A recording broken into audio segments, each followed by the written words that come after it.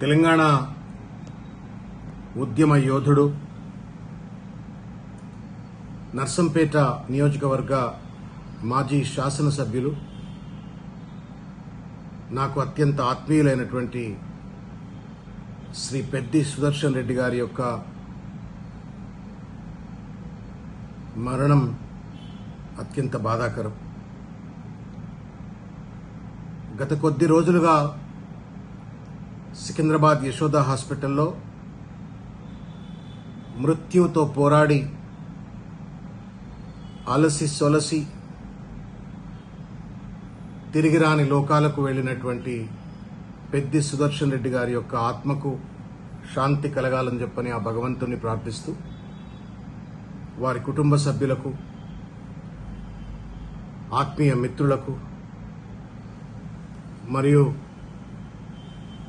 BRS party కార్యకర్తలకు, నాయకులకు అందరికీ కూడా నా ప్రగాఢ సానుభూతిని తెలియజేస్తా ఉన్నాను.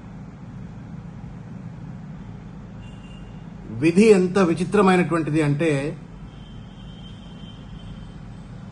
ఓ ప్రక్క తను మృత్యువుతో పోరాడుతూ ఉంటే,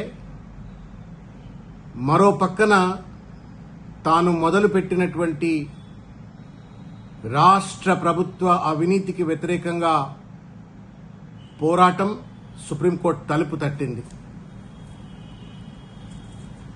గురుకుల్ విద్యాలయాల్లో బంకర్ బెడ్ల పేరు మీద 100 కోట్ల రూపాయల కుంభకోణం జరుగుతుంటే ప్రజా పోరాటం చేసి, న్యాయ పోరాటం స్థానిక హైకోర్టులో చేసి, చివరికి సుప్రీంకోర్టు తలుపు తట్టినటువంటి ఒక నీతి, నిజాయితీ, నికార్స్ అయినటువంటి ఒక పోరాట పటిమ కలిగినటువంటి నాయకుడు పెద్ది సుదర్శన్ రెడ్డి గారు.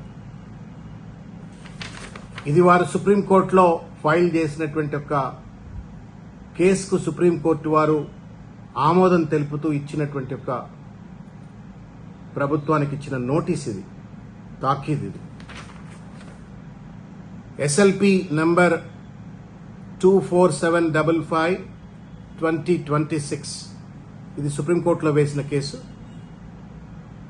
హైకోర్టులో వారు వేసినటువంటి 533/2026 ఈ ప్రభుత్వం పెద్ద పెద్ద లాయర్లను పెట్టి కోర్టులను తప్పుదో పట్టిస్తే, నా పోరాటం హైకోర్టులోనే కాదు, నేను సుప్రీంకోర్టులో కూడా కొట్లాడతా అని చెప్పని సుప్రీంకోర్టు తలుపులు పెద్ది సుదర్శన్ రెడ్డి గారు తడితే, ప్రైమఫెసి వారి ఆర్గ్యుమెంట్స్ లో ఉన్నటువంటి అవినీతి అంశాలను, ప్రభుత్వ అవినీతి అంశాలను ఒప్పుకుంటూ ప్రభుత్వానికి ఈ నోటీస్ జారీ చేసింది.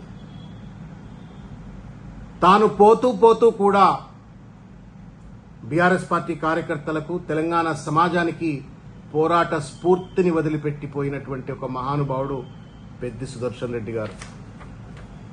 100 కోట్ల రూపాయల బంకర్ బెడ్ అవినీతిని ఎత్తి చూపుతూ ట్రూఫా ఎంటర్ప్రైజ్ ప్రైవేట్ లిమిటెడ్ అనే ఒక కంపెనీపై, ప్రభుత్వ పెద్దల బినామీ కంపెనీ అయినటువంటి ఈ కంపెనీపై కేసు వేస్తే సుప్రీంకోర్టు స్వాగతించి నోటీస్ జారీ చేసింది.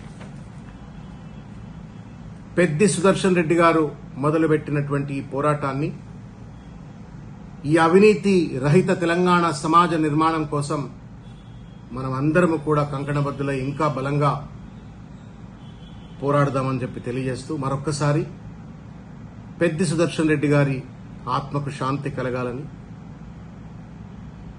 వారి లోటును ఎవరూ భర్తీ చేయలేరు. ముఖ్యంగా బీఆర్ఎస్ పార్టీకి, వారి వ్యక్తిగత కుటుంబ సభ్యులకు ఈ కష్టకాలంలో వారికి భగవంతుడు అండగా ఉండాలని, అన్ని రకాల ధైర్యం కలగజేయాలని చెప్పని కోరుకుంటూ, జోహార్లు పెద్ది సుదర్శన్ రెడ్డి.